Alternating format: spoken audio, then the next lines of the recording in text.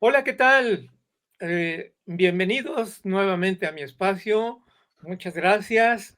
Y en esta ocasión tengo yo el gusto, el agrado, el honor de tener a un gran amigo conmigo para conversar ese tema que nos fascina. Y seguramente que, bueno, ya ustedes lo están viendo, algunos lo han reconocido, a Fernando Javier Beliera, un gran amigo desde hace algunos años.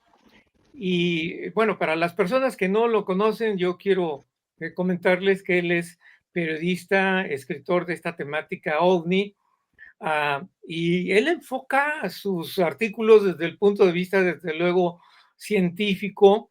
Es muy riguroso, combina lo que es la ciencia con una narrativa que él tiene una extraordinaria narrativa, y así ha desarrollado una gran cantidad de artículos, de aspectos de investigación en su país. Es muy crítico también, eh, es muy claro. Por eso es que es un excepcional que tenga yo esta conversación con Fernando, porque siempre está muy ocupado. Fernando, muchas gracias por esta conversación. Y esto, ¿quieres tú comentar algo para acá los amigos de México? Sí, bueno, primero agradecerte, Carlos, la invitación. Siempre un gusto hablar contigo. Tengo muchos amigos en México. Es una tierra que a mí siempre me está tirando, ¿no? O sea, me siento parte también ya un poco mexicano. Eh, y la verdad que me siento muy halagado que me invites para esta charla que vamos a hablar hoy, que vamos a platicar de algo que, que realmente llama mucho la atención, ¿no? Primero quiero ponerlos en contexto de lo que vamos a hablar, que prácticamente son los estrellamientos de ovnis. Y particularmente en Argentina hay varios casos de estrellamientos de ovnis, pero vamos a hablar en uno en particular que llama mucho la atención porque hubo no un testigo, ni dos, ni 10, ni 100, hubo más de 40.000 testigos, que son varias poblaciones, varias pequeñas ciudades que hay alrededor del lugar donde ocurrió este hecho. Para posicionarlos un poquito en espacio y tiempo, esto ocurrió en la provincia del norte de Argentina, que es la provincia de Salta, lindera al norte con Bolivia. Esa zona particularmente es muy especial porque la casuística parece que ocurriera en su gran mayoría en esa zona, en la zona del noroeste argentino, ¿sí? Donde hay varias provincias, que es Catamarca, Salta, Jujuy, La Rioja también. Y tenemos algo muy importante que pasa por ahí, la cordillera y la precordillera de los Andes, ¿no? Donde hay lugares que son inhóspitos, que no se pueden acceder, muchos lugares son totalmente vírgenes, donde las cañadas son muy profundas, los cortes de los cerros son muy profundos y son totalmente inaccesibles. En este caso, vamos a situarnos en el tiempo, en 17 de agosto de 1995. Fecha justamente que es feriado en Argentina, se conmemora el fallecimiento del general San Martín, el libertador de América, y ese día, a las 13:45, 13:47, dicen algunos, se escuchó una serie de explosiones con una muy grande, lo cual hubo un movimiento telúrico. Esto se escuchó a unos 200 kilómetros a la redonda, con epicentro en un cerro que se llama el Cerro Colorado. Todos que estaban almorzando salieron de sus casas temiendo porque sea un movimiento telúrico, un terremoto, así que lo primero que hicieron fueron salir de sus casas. Y observan que de la ladera de una de las montañas, justamente de este cerro, se ve una columna de humo. Muchos testigos que estuvieron fuera antes que ocurra este hecho dicen haber visto una bola de fuego que al llegar al cerro explota. ¿Cuál es la particularidad? Que detrás de este objeto venían dos objetos mucho más chicos, y cuando está muy cerca del cerro, estos objetos lo impactan y explota. Inmediatamente todo el mundo sale a investigar, ¿no? Justamente uno de los testigos principales, que es Antonio Galvagno, que es piloto, tiene su empresa de aviación en el pueblo donde más cerca ocurrió el hecho, que es Joaquín B. González. Él se dedica a la fumigación de campos, por eso tiene varios aviones, y justamente cuando llega, porque quiere investigar a ver qué es lo que pasa, ¿no? Porque él también ya venía, a ver, para ponernos un poquito en contexto, en Argentina en ese año, 1995, fue también una oleada de objetos. No tan grande como la del 78, la del 68 también, no tan grande, pero sí fue una oleada, más que importante. Entonces también Tony también se encargaba un poco de estos avistamientos, ya había tenido algunas experiencias, ¿no? Más siendo piloto en esa zona. Cuando llega al aeroclub, se encuentra que ya estaba lleno de gente y su avión, que era nuevo, tenía menos de 6 meses de comprado, un avión nuevo para fumigar, ya tenía cargado con combustible. Lo primero que hace, dice, voy a investigar. Toma su avión, empieza a buscar, no encuentra nada porque ya esa nube se había evaporado, se había ido, ese humo, esa columna, se había evaporado. Así que se la pasó durante algunos días recorriendo la zona y ya había mucha gente dando vueltas por ahí. Incluso se habían armado equipos con jeeps, con camiones, camionetas, para investigar el hecho y poder llegar hasta o descubrir cuál era el lugar del impacto, porque todavía no se sabía si era un meteorito, si era un avión que se había caído, había muy poca información. De repente en la zona empiezan a ver, lo cuenta justamente el testigo, que empiezan a ver algunos movimientos de personas con uniforme. Estas personas con uniformes no le permiten el ingreso al lugar, que como que estaba cerrado. Estaba ahí Gendarmería Nacional. Gendarmería es como la policía de frontera de Argentina, que es la policía militarizada, la cual Gendarmería siempre intercede cuando hay algún estrellamiento o algo, o tiene que ver algo con los ovnis. Más, ellos tienen mucha información clasificada sobre varios hechos en la República Argentina, porque es el organismo que por lo general se encarga de esto. Y algo muy importante, empieza a haber personas con un uniforme negro que no hablan español. No solamente lo dice Tony, sino también muchos otros testigos. Estas personas armadas, en conjunto con Gendarmería, empiezan a rodear la zona y a cercarla. No hay ningún tipo de posibilidad. Uno de los gendarmes se acerca a Tony Galvagno, y lo increpa diciéndole que no puede trabajar, que no puede hacer la investigación él, que está prohibido. Él dice que no se va a ir, lo invitan a retirarse, le dice que no se va a retirar, y así entreteje y maneje y discusiones que fue muy tensa ese diálogo, que para esto ocurrieron ya varios días, aproximadamente unos 14 días, ¿no?, de búsqueda. Y empezaron a llegar de a poco todas estas personas y todos estos uniformados. En un momento que se está buscando el objeto, Tony contacta a una persona que es una mujer que vio caer el objeto.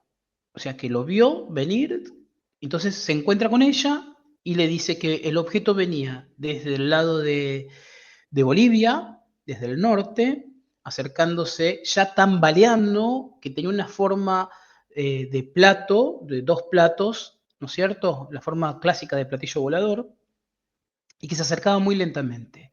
Que por detrás venían 2 especies de esferas o de puntos, o no sabe explicarlo bien, que humeaban por detrás, ¿no? Como quien dice, puede ser un misil, pues, no sé si me entienden cuando digo esto de humeando por detrás. Y al llegar al lugar cerca de la ladera del Cerro Colorado, lo impactan y explota, ¿no? Entonces, esta información que tiene Tony le da la certeza de que donde estaban buscando era el lado equivocado, estaba del otro lado del cerro, todo esto.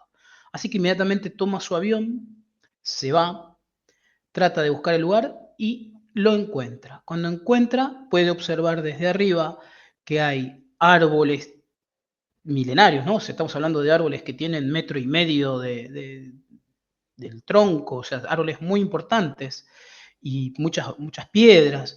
Y él dice que puede observar que hay como si hubiera arrastrado aproximadamente unos 200 metros, no, mucho más, muchísimo más, y que unos como 1 kilómetro y 200 metros de ancho, ¿sí? Cuando quiere posicionarse con su avioneta para poder observar mejor, la avioneta empieza a tener problemas. Estamos hablando de una avioneta nueva, ¿sí? Empieza a tener pérdida, no tiene sustentación. Raro. A ver, puede ser que hayan encontrado una bolsa de aire, probablemente, pero es raro, muy raro. El avión, él hace todas las maniobras para poder salir de esa situación, no lo logra y el avión cae, se desploma contra el piso.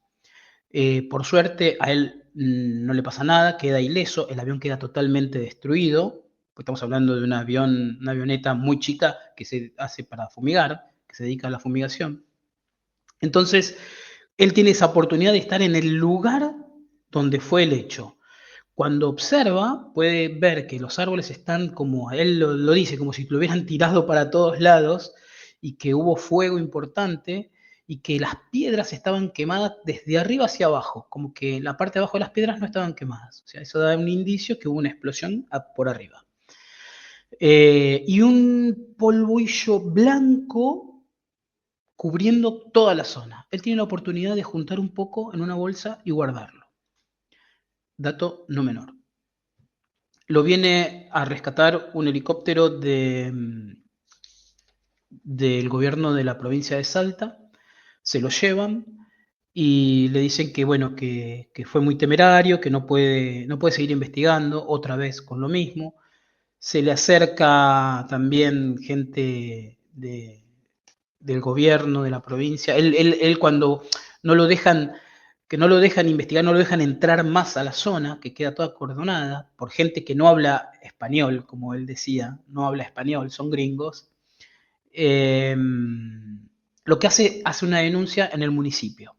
La intendenta del lugar toma esta denuncia, habla con el gobierno central de la República Argentina, en ese momento el presidente era Carlos Menem, y directamente de Casa de Gobierno le dicen que no pueden, hay órdenes que deje de investigar y que se vaya inmediatamente del lugar. Y esto pasa por un tema que hay un convenio que se firmó, que es el famoso convenio de Costa Rica, que bueno, ahí vamos a tener varias veces, vamos a poder hablar de esto, que muy poca gente sabe, donde hay muchos países que han firmado este convenio de colaboración con Estados Unidos, que cada vez que cae un objeto desde el cielo, ya sea chatarra espacial, lo que fuera, un meteorito o algo más, Estados Unidos tiene jurisdicción en ese lugar. Lo que tiene que hacer el país local, dar solamente apoyo logístico. Pero después el recupero es pura y exclusivamente del gobierno de Estados Unidos, y lo que se recupera también. Esto viene desde la época de la Guerra Fría, bueno, todos saben que era por el tema de los satélites y algunas cosas más.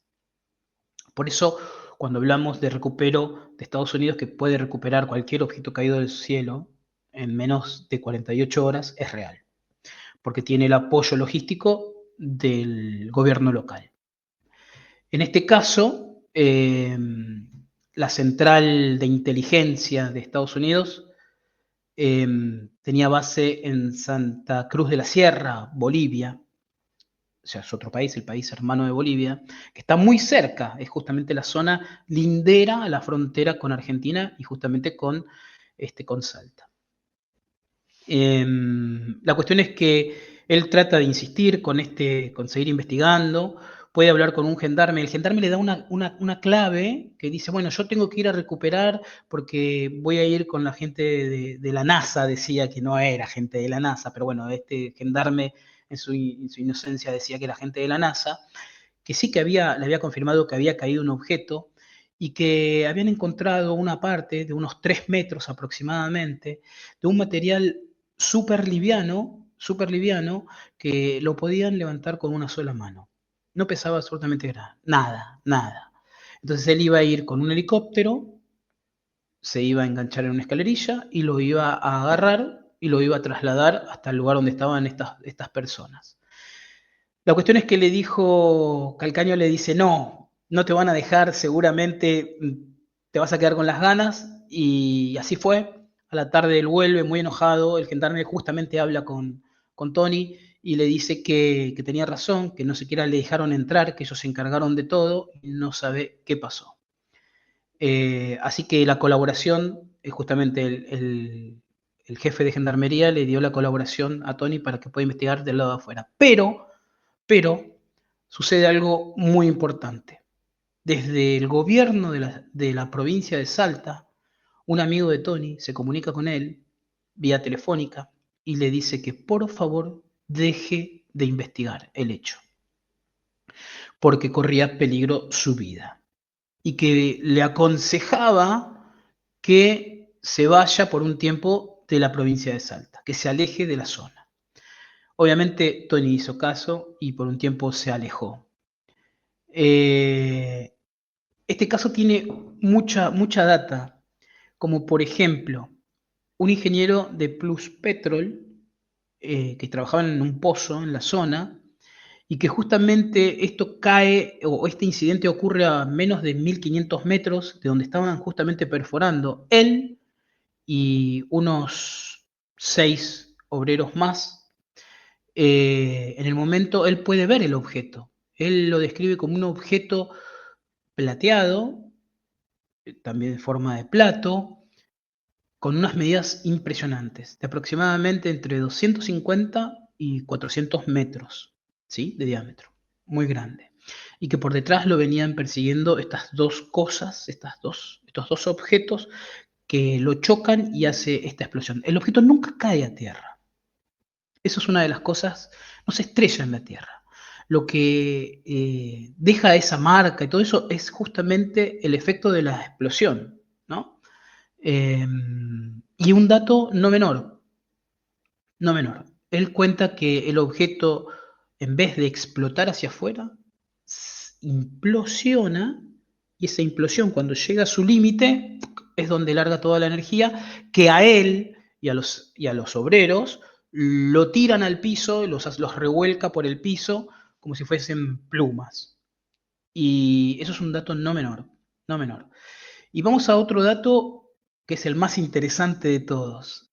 ¿Qué era ese polvillo blanco que Tony pudo recuperar? Ese polvillo fue llevado a la Universidad de La Plata, prestigiosa Universidad de la República Argentina, de La Plata, donde vive mi amigo querido Marcelo Metaller, que creo que lo conoces bien. Se hicieron las investigaciones químicas. ¿Y qué resultó ser este polvo blanco?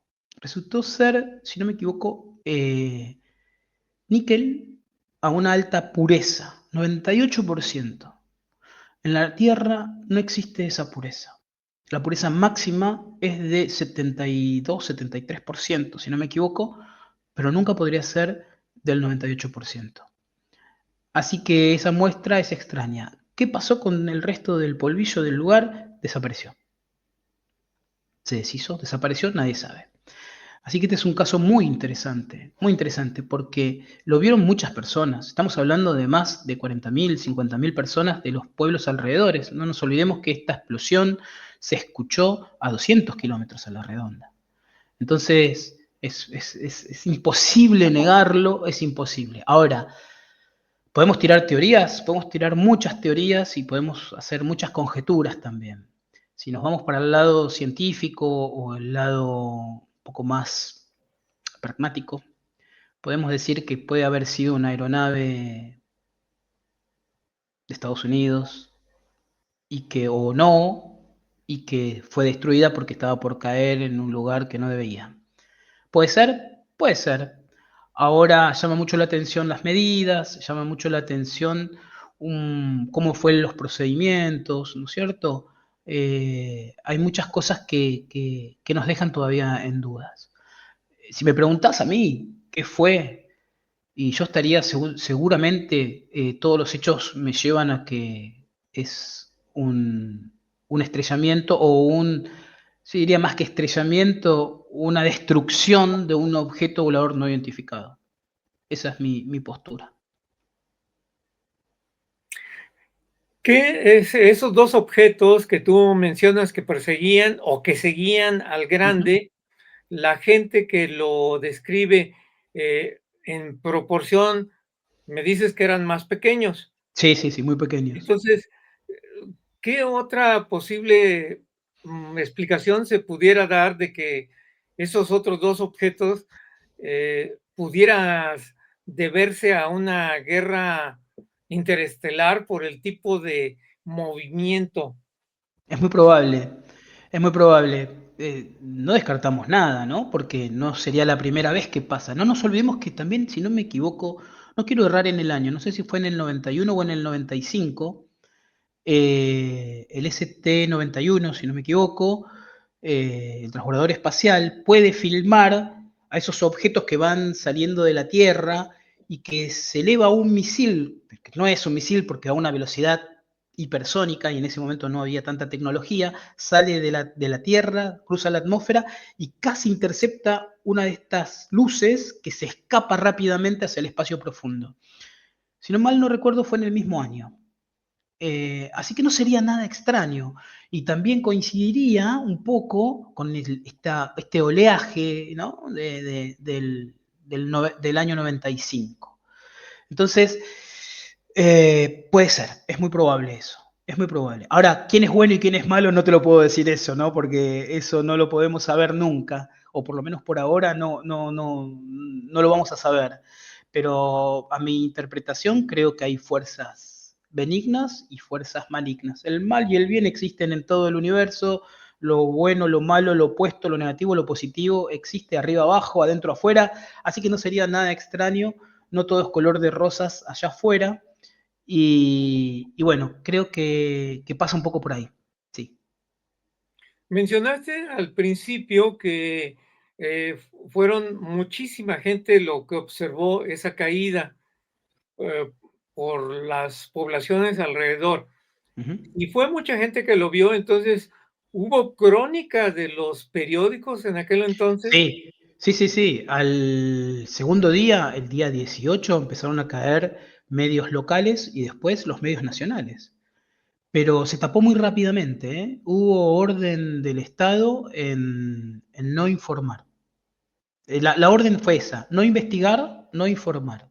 Tal cual se lo dijeron al gobernador de la provincia de Salta y así se lo transmitieron a la intendente, que era una mujer, de la ciudad de Joaquín B. González, que es justamente la ciudad, el pueblo más cercano a este suceso, que está a unos 45 kilómetros más o menos. Ahí en ese pueblo más cercano no se detectó, no vieron movimientos, porque tú me mencionaste que era muy grande el objeto Ujú. que, Sí, que se sí, vio. el único problema, el único inconveniente, porque si bien todo el mundo sale cuando escucha la explosión y todo el mundo se asusta porque fue como un movimiento telúrico muy importante, la zona es de tener sismos en esa zona. La gente está acostumbrada, pero fue muy fuerte y el único inconveniente era que justo era el mediodía, eran las 13:45, 13:40, 13:47, dicen algunos, del mediodía. Entonces, la mayoría estaba o almorzando o de sobremesa. Había muy poca gente. Son zonas donde hace mucho calor, por más que sea invierno, hace mucho calor, hay mucha humedad. Entonces, no se sale tanto hacia afuera. Pero bueno, hay muchos testigos que son trabajadores y gente que sí que estaba afuera. Se calcula que lo vieron todo este movimiento del objeto y de los dos objetos más que lo perseguían. Hay aproximadamente más de 200 testigos. Que es muy importante ese número, ¿eh? 200 testigos estamos hablando, es mucho. La persona que mencionaste que hizo sobrevuelos para localizar Sí, el objeto, sí, esa Tony. persona explicó, hizo algún croquis de cómo es que era el objeto caído. Sí, sí, sí, sí, sí.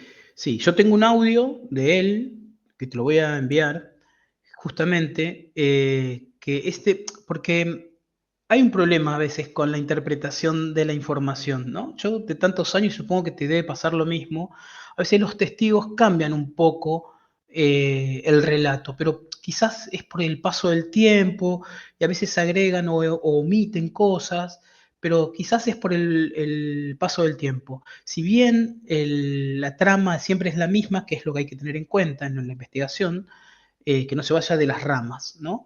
En este caso, la grabación que yo tengo es del año 97, o sea, 2 años después, así que es muy fresca. Si conocemos hoy, hay entrevistas que tiene Tony que son del año pasado o de este año, y si bien cuenta lo mismo, a veces como que le agrega cosas o le saca cosas, ¿no? Pasaron 40 años ya de todo esto, así que bueno, la idea es que tener la imagen más fresca y en ese audio él cuenta muy bien y detallado cómo fue el suceso. Por eso yo te lo voy a pasar para que lo tengas en tu biblioteca, que es muy interesante. Y también lo podríamos agregar, cuando quieras, lo puedes agregar también aquí para que la gente lo pueda escuchar. Gracias, Fernando. ¿Cómo te explicas la situación de que, considerando que estos objetos, por una parte, vienen de fuera de este planeta, considerando que otros mundos pueden estar a años luz, o que si vienen del futuro, o que si son intraterrestres, en cualquiera de las posibilidades? ¿Cómo te explicas que esa tecnología falle? Porque, bueno, en el caso en tu país no es el único, porque acá en México también tenemos varios casos así. ¿Cuál sería tu explicación del por qué sucede esta situación? Bueno, mira, yo investigué con un grupo de amigos investigadores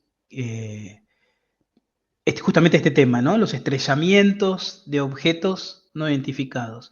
Y dimos con, por ejemplo, que nosotros nos reímos porque la verdad que a veces nos causa gracia, ¿no? Un modelo de ovni que es el más estrellado, que es el forma de cigarro. El modelo de forma de cigarro es el que más se estrella. Y no sabemos bien por qué. A ver, ahora opiniones personales sí te puedo dar. Sí creo que hay dos opciones. Una es que nos mienten un poco, que no somos tan atrasados como nos dicen, que tenemos tecnología para, para defendernos, para derribar objetos, creo que tenemos. Y una de ellas, que justamente tiene que ver con el estrellamiento de Roswell, ¿no? Que estamos hablando del famoso radar de microondas, que creo que quizás por qué no podemos tener una tecnología que ellos no tienen o no hayan descubierto, no hayan desarrollado. Bueno, eso también forma parte un poco de esta hipótesis. La otra es la que hablaste antes, probablemente haya varias razas o varias civilizaciones que se disputan el planeta, vas a saber por qué, o, alguien quiere destruir el planeta y otros los quieren custodiar o salvaguardar a la raza humana. En todos los casos, estamos hablando de tecnología no humana, estamos hablando de seres no humanos, tanto benefactores como no. El tema es saber es el por qué, nada más. Podemos ¿Qué tener muchas pensarías? hipótesis, solamente Yo hipótesis, pero no tengo certezas. escritas varias posibilidades precisamente a este respecto. Y por aquí quisiera yo mencionarte unas dos o tres con el fin de que tú me des tu opinión, tu valiosa opinión, Ujú. considerando que los tripulantes son seres, sí no humanos, pero son seres biológicos, también pueden ser susceptibles de cometer errores. ¿Cómo ves esa posibilidad? También, yo creo que la perfección no existe. No existe lo perfecto. Si no, es más, la perfección sería aburrida. Y no, yo creo que incluso si fuese todo perfecto no existiría la vida. Y la vida creo que es parte de esa imperfección del universo, de esas casualidades, no causalidades, esas casualidades a veces que yo no creo mucho, pero en algunos casos sí, estos choques de planetas y que el polvo estelar y que la paspermia y todo eso tiene que ver un poco con la casualidad y no con la causalidad. Creo que sí, seguramente debe haber seres imperfectos, no somos los únicos seres que tenemos esa virtud de imperfección, creo yo. Y vuelvo a insistir, creo que nos mienten, no somos los seres más atrasados del universo, creo que no, estoy muy seguro que no. Tampoco somos los más adelantados, obviamente, obviamente. Quizás estemos en un nivel medio, para abajo, pero sí tenemos nuestra tecnología, tenemos nuestro desarrollo, estamos dando nuestros primeros pasos al espacio, cosa que me parece muy interesante.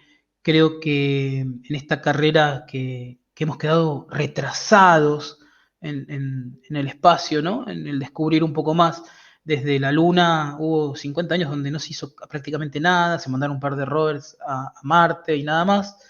Creo que hay algo más y creo que esta imperfección no solamente es de los seres humanos, sino también de otras especies. Y también creo en algo, acá voy a traer a Conrado Malanga, creo que también hay seres que vienen por esa búsqueda de nosotros porque tenemos ese bien preciado que es el alma y creo que hay seres que no tienen alma. De eso también estoy seguro. Creo que no es algo muy habitual tener alma, lo que nosotros llamamos o conocemos y tenemos ese concepto de alma en todo el universo. Y creo que por eso también están un poco mirando cómo nos vamos desarrollando. Creo que también tiene un parte que ver todo eso.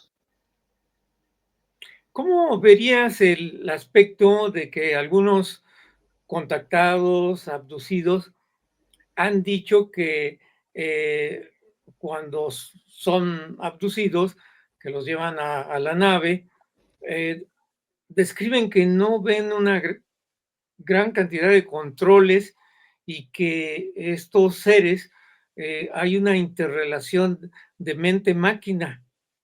Sí. ¿Cómo ves esa posibilidad de que realmente estos casos de contactados y abducidos estén dentro de, pues, la posibilidad de efectivamente que sea así?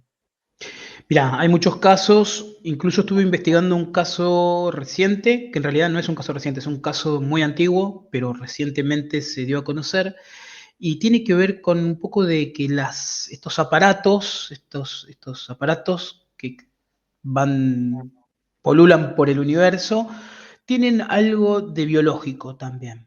No es que son solamente un material construido frío, sino tienen algo de biológico.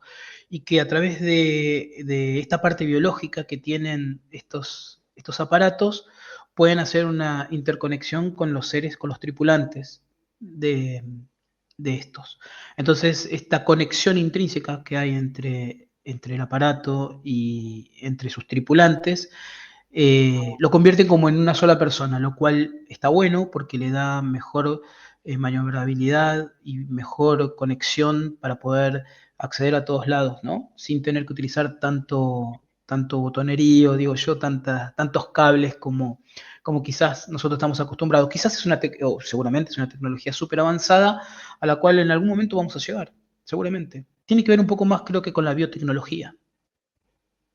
Quizá hay algo de eso acá, ¿eh? Ojo. Bien. Una última pregunta, Fernando. Si recordarás, hace un par de años se llevó a cabo la audiencia Uh -huh. allá en los Estados Unidos con el famoso David Grush. Sí. Y él afirmó que que tienen, bueno, el Pentágono o la milicia americana, naves intactas. ¿Cómo explicar esa situación? Porque él ya no dijo nada más. Dice, sí, hay naves intactas. ¿Cómo te explicas esa posibilidad? Hay algunos casos por los que yo sé, donde naves que no se han estrellado, sino han caído, han descendido y se han quedado ahí. Y en el caso de Roswell, no fue la única nave que cayó, la que todos conocemos, sino hubo un par de naves más, los cuales descendieron muy lentamente, pero sus ocupantes estaban todos fallecidos, todos sin vida. Por lo menos es uno de los datos que nosotros estamos manejando. Ahora bien, David Grush dice con gran certeza que el gobierno de Estados Unidos o que la milicia tiene a estas naves, y es cierto, porque son naves recuperadas a través de todo el mundo. Y una de esas naves que también dice David Grush, justamente en esa audiencia, habla sobre el ovni caído en Italia en el año 33. Lo cual, esto es una medallita nuestra, un año antes nosotros lo dimos a conocer en nuestro programa de Anomalía Temporal a través de Vincenzo Pinelli, que Vincenzo es un gran amigo periodista italiano que es corresponsal de la radio y televisión italiana, que trabaja como la verdad que tiene muchos contactos, y él nos aseguró que tenía toda la documentación sobre este estrellamiento, donde cae y Mussolini le da la potestad a Marconi, ustedes saben que es el creador de la radio, Marconi, en esa época, y le da para investigar el objeto. Él no puede con la tecnología que había en Italia, no puede, y sabiendo que en Alemania se estaba gestando algunas cosas más tecnológicas y estaban buscando, lo que hace Mussolini es cederle este aparato completo para investigar al gobierno de Alemania. Después de la Segunda Guerra Mundial, uno de los botines de guerra es este ovni del 33. Está intacto, dicen, ¿eh? Está intacto. Y hay papeles que, que se pueden ver. Si querés después te hago llegar, pero hay archivos que sí, sí. Y salieron a la luz hace muy poco tiempo también. Sí. ¿Y cómo ves, por último, la posibilidad de que estos seres no humanos en un momento determinado digan, ¿saben qué? Ahí les voy a dejar ese objeto y está intacto y están muy atrasados, así es que pónganse a estudiar. Es una gran posibilidad, me encanta esa, a mí me encanta. Y creo que esa posibilidad es una de las tantas y las más factibles de cuando estos aparatos se posan muy suavemente sobre la Tierra y quedan ahí sin nada, no hay nadie, están vacíos. Hay varios casos. El único problema es que todavía sigo sin entender por qué pasa en Estados Unidos y no pasa en México, o si pasa en México, por qué lo tiene que estudiar otro país, ¿no? Creo que todavía, bueno, esto se entra en el campo de la exopolítica un poco, y todavía faltan muchas regulaciones. Me parece que los países los países que no están tan avanzados deberían firmar otro tipo de acuerdos. Me parece que las tecnologías que llegan desde muy lejos habría que compartirlas, que sería beneficioso para la humanidad. Y en este caso, bueno, el ser humano tiene un gran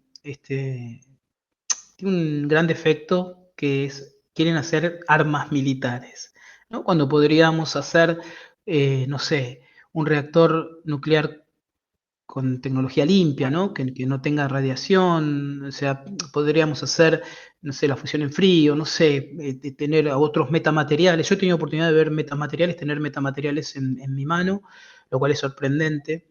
Eh, y eso, poder utilizarlo para el beneficio de la humanidad, lo veo muy lejos, lamentablemente. Y Fernando, muchísimas gracias por habernos explicado este caso que yo hace muchos años había yo tenido el interés, pero por conocerlo por una persona directamente que estuviera en el país donde ocurrió. Y bueno, pues aquí está tu testimonio, tu explicación. Te agradezco mucho tus minutos de tu tiempo, que sé que siempre son muy valiosos, y ojalá pueda haber una segunda parte, porque es fascinante para mí el tratar el tema de los estrellamientos de ovnis.